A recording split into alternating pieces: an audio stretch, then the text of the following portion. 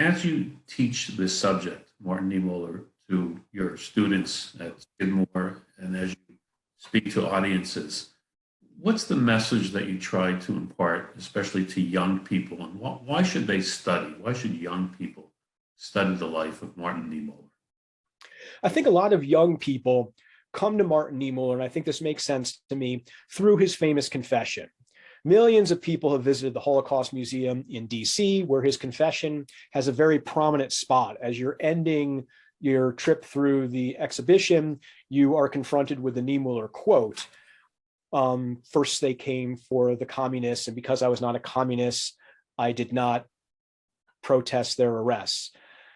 When they came for the socialists, since I was not a socialist, I did not speak out. When the Nazis, came for the Jews, since I was not a Jew, I did not speak out. When the Nazis finally came for me, there was no one left to speak out. I think that this is a really good place to sort of enter your understanding of Niemoller, because it's a confession of guilt. It's a confession of responsibility.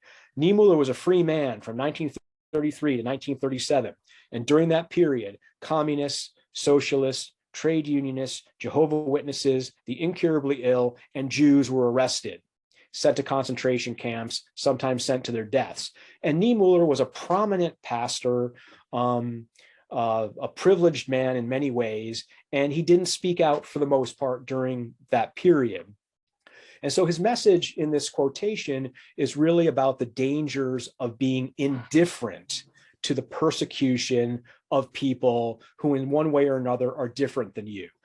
They might be different than you politically, like the communists, or ethnically or religiously, but it's important when innocent people are arrested or are oppressed, for those people who are not in that position to speak out.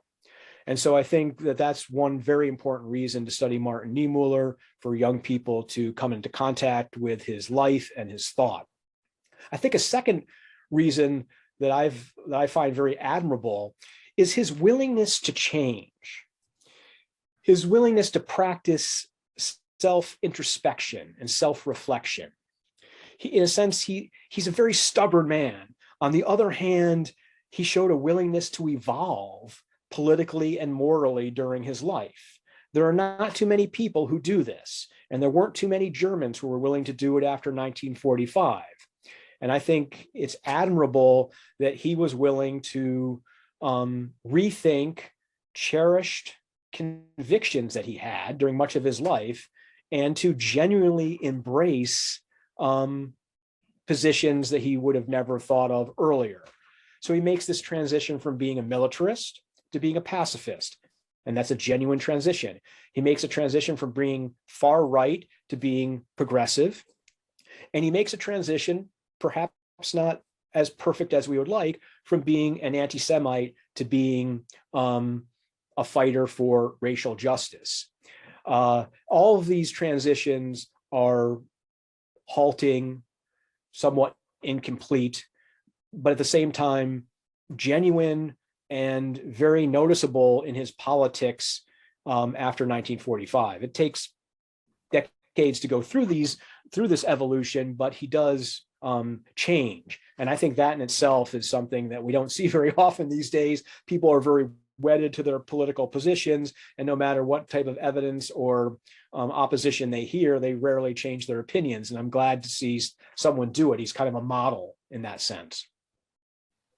We can go on and on. There's so much, but I again urge our viewers and listeners to purchase the book as I did, and they came for me.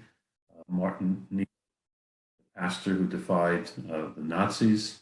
And Professor, thank you so much for your time. It just really it's a fascinating account, and the book really says it all. And again, urge all our readers and viewers to go on Amazon and simply purchase it.